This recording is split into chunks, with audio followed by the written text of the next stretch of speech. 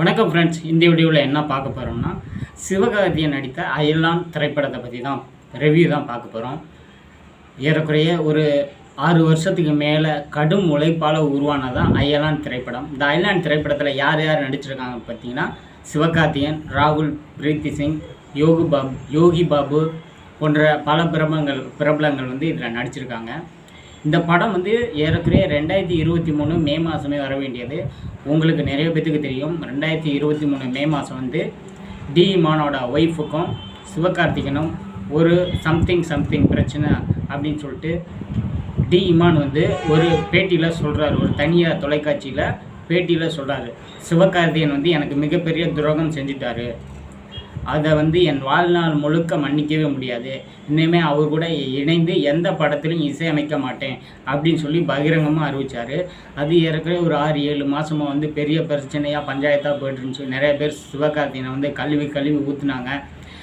Demon வந்து கடவுள் பக்தி உள்ளவர், தெய்வ பக்தி உள்ளவர், அவர் வந்து யாருக்கும் எந்த கெடுதலும் செஞ்சுருக்க மாட்டார், கண்டிப்பாக சிவகார்த்திகேயன் தான் ஒரு கேரக்டர் சரியில்லாத நபர் அப்படின்னு பல்வேறு தரப்பில் இருந்தும் பல்வேறு வகையான ரசனையான கலவையான பல்வேறு வகையான எதிர்கருத்துகள் சிவகார்த்திகேயனுக்கு வந்து அவரோட மார்க்கெட்டை ரொம்ப டேமேஜ் ஆயிடுச்சு. ஒரு ஹீரோவாக இருந்தவர், ஆக்சுவலாக அவர் வந்து ஒரு ஜீரோவிலேருந்து ஹீரோவானவர். ஆனால் அந்த டி இமான் சிவகார்த்திகேயன் பிரச்சனையானது அவரை ஹீரோவிலேருந்து ஜீரோ அப்படிங்கிற நிலைக்கு அவரோட தரத்தை தாழ்த்திருச்சு. அதனாலே என்ன பண்ணாங்க, பயந்துக்கிட்டு ப்ரொடியூசர்ஸ் எல்லாமே வந்து அயலான் திரைப்படத்தை தற்பொழுது வெளியிட்டோம்னா கண்டிப்பாக மிகப்பெரிய டிராபேக் ஏற்படும், நமக்கு லாஸ் ஏற்படும், நட்டம் ஏற்படும். அது மட்டும் இல்லாமல் சிவகார்த்திகேயனோட மார்க்கெட் டோட்டலாக டேமேஜ் ஆகிருக்க சூழ்நிலையில் வெளியிடும் போது ரசிகர்கள் வந்து எதிரான கருத்துக்கள் தான் வெளியிடுவாங்க அப்படின்னு பல்வேறு வகையான தரப்பில் இருந்தும் அறிவுறுத்தினால சிவகார்த்திகேயன் வந்து அந்த படத்தை வெளியிடுவதில் கொஞ்சமாக காலம் தாழ்த்திக்கிட்டே வந்தாங்க.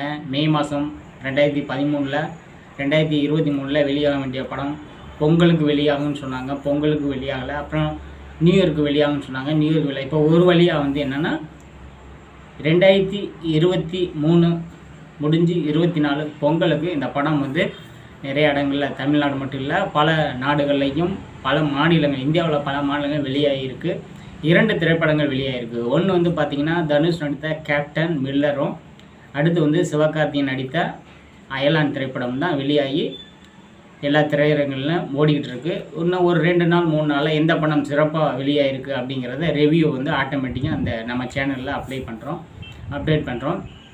அது மட்டும் இல்லாமல் இந்த சிவகார்த்திகேயனும் டி இமானுக்கும் இடையான பிரச்சனை வந்து ஏற்கனவே நம்ம சேனலில் வீடியோவை போட்டிருக்கோம். அந்த வீடியோவை பார்த்துட்டு இந்த வீடியோவை பார்த்தீங்கன்னா இன்னும் கொஞ்சம் உங்களுக்கு நிறையா தகவல் கிடைக்கும், உங்கள் நாலேஜ், உங்களோட அறிவுத்திறனும் கொஞ்சம் வளரும். அதனால் கண்டிப்பாக மறக்காமல் அந்த வீடியோ பாருங்கள். அந்த வீடியோ லிங்க்கை டெஸ்கிரிப்ஷன் பாக்ஸ்லையும் கொடுத்துருக்கோம். நீங்கள் அதை பார்த்து கொஞ்சம் நியூ டீட்டெயில்ஸை அப்டேட் பண்ணிக்கோங்க. Right, okay. அதாவது என்னென்னு கேட்டிங்கன்னா, அயலான் சிவகார்த்திகேயன், ராகுல் பிரீத்தி சிங், யோகி பாபு போன்ற பல முன்னணி நடிகர்கள் நடித்திருக்காங்க. இந்த அயலான் திரைப்படத்தோட திரைக்கதை அப்படின்னு கேட்டிங்கன்னா, வேற்றுக்கிரக வாசிகள், ஏலியன் சொல்லுவோம், நிறைய பேருக்கு தெரியும். அந்த ஏலியன் வந்து மனிதர்களுக்கு, அது ஆக்சுவலாக வந்து பார்த்திங்கன்னா வானத்தில் இருக்குது, நிலவில் இருக்குது ஏலியன்ஸ் அப்படின்னு நம்ம நிறைய கேள்விப்பட்டிருக்கோம். அந்த ஏலியன்ஸ் வந்து மனிதர்களுக்கு எதிரான செயலை தான் செய்யும், மனிதர்களுக்கு எதிரான மனப்போக்கு அப்படிங்கிறது காலங்காலமாக பார்த்துக்கிட்டு இருக்கோம். நிறையா திரைப்படங்கள்லாம் வந்திருக்கு. ஏலியன்ஸ்னாவே மனிதர்களை அடித்து சாப்பிடும், கொன்றும். ஏலியன்ஸ் வந்து அதாவது தமிழில் சொன்னால் வேற்றுக்கிரக வாசிகள் ஏலியன்ஸ். இந்த ஏலியன்ஸ் வந்து மனிதர்களுக்கு எதிரான மனநிலையை கொண்டிருக்கும் அப்படின்னு பார்த்தோம். ஆனால் இந்த அயலான் திரைப்படத்தில் பார்த்தீங்கன்னா ஏலியன்ஸ் வந்து மக்களுக்காக, மனிதர்களுக்காக, மனித சமுதாயத்திற்கு ஒரு மிகப்பெரிய நன்மை பயக்கக்கூடிய வகையில் தான் அது செயல்பாடு இருக்குது. இவ்வளோ நாள் நம்ம ஏலியன்ஸை பார்த்ததுக்கும் இந்த அயலான் திரைப்படத்தில் ஏலியன்ஸை பார்க்கறதுக்கும் ரொம்ப டிஃப்ரெண்ட்டான ஒரு கதைக்களமாக இருக்குது. மிகப்பெரிய அளவில் இருக்குது. கதை நல்லா இன்ட்ரெஸ்டிங்காக இருக்குது. கதை வந்து பார்த்திங்கன்னா இதுதான் கதை. அதாவது இவ்வளோ நாளாக வந்து ஏலியன்ஸ் வந்து மனிதர்களை தாக்கக்கூடியது, மனிதர்களுக்கு தீங்கு விளைவிக்கூடாது அப்படின்னா, ஆனால் இந்த அயலான் திரைப்படத்தில் அப்படி கிடையாது. அதாவது வானவெளியிலேருந்து ஒரு விண்கல் வந்து பூமியில் வந்து விழுந்துருது. அந்த விண்கல் வந்து என்னன்னு கேட்டிங்கன்னா வில்லன்கிட்ட போய் மாட்டிடுது. அதை அந்த வில்லன் என்ன பண்ணுறாரு அப்படின்னு கேட்டிங்க அப்படின்னா, அதை உற்பத்தி செய்து ஒரு மிகப்பெரிய அணுக்கரு பிளம்பு ஏற்படுத்தி மிகப்பெரிய பாதிப்பை ஏற்படுத்தி பொருளும் பொண்ணும் சேர்க்கணும் அப்படின்னு சொல்லிட்டு வில்லன் நினைக்கிறாரு. ஆனால் இந்த விண்கல்லில் தேடி இந்த விண்கல் வந்து ஏலியன்ஸ் இருக்குது பார்த்தீங்களா, விண்வெளியில் உலாவிட்டுருக்க ஏலியன்ஸ் வேற்றுக்கிரக வாசிகள் அவங்களுக்கு வந்து பார்த்திங்கன்னா இது வந்து தேவையான ஒரு விண்கல், அவங்களுக்கு சக்தி கொடுக்கக்கூடியது, அவங்களுக்கு வாழ்வு கொடுக்கக்கூடியது, அவங்களோட மூதாதையர் வழி வந்த ஒரு அதிர்ஷ்டமான விண்கல் அப்படின்னு சொல்லிட்டு அதை தேடி பூமிக்கு வர்றாங்க. இங்கே பூமிக்கு வரும்போது இங்கே வேலை இல்லாமல் வெட்டியாக ஊர் சுற்றி திரிகிற சிவகார்த்தியனுக்கும் அந்த ஏலியன்ஸுக்கும் ஒரு மிகப்பெரிய நட்பு ஏற்படுகிறது.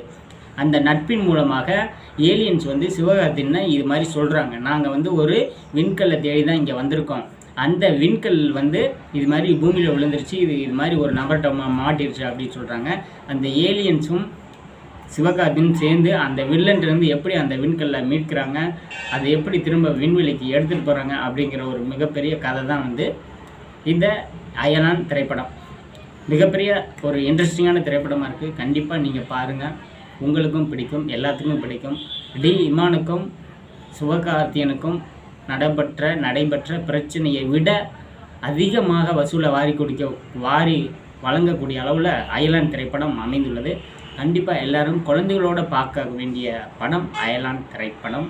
இந்த அயலான் திரைப்படத்தில் வர்ற ஏலியன்ஸுக்கு பேக்ரவுண்ட் வாய்ஸ், அதாவது பின்னணி வாய்ஸ் வந்து நிறைய சித்தார்த்து கொடுத்துருக்காரு அப்படிங்கிற மிகப்பெரிய அப்டேட்டையும் இந்த வீடியோவில் உங்களுக்காக பதிவு செய்கிறேன். பொங்கலை சிறப்பாக கொண்டாடுங்க. 2024 பொங்கல் அனைவருக்குமானது, அனைத்து தமிழ் மக்களுக்குமானது. அனைவரும் சிறப்பாக கொண்டாடி சிறப்பாக சந்தோஷமாக இந்த வருஷத்தை தொடங்குங்க. நன்றி, தேங்க்யூ. தொடர்ந்து இது போன்ற வீடியோ வேணும்னா நம்ம சேனலை மறக்காமல் லைக் பண்ணுங்கள், ஷேர் பண்ணுங்கள். உங்கள் ஃப்ரெண்ட்ஸுக்கு லைட்டாக இந்த சேனலை பற்றி ஷேர் பண்ணிவிடுங்க. தேங்க்யூ, நன்றி, வணக்கம், வாழ்க வளர்க தமிழ்.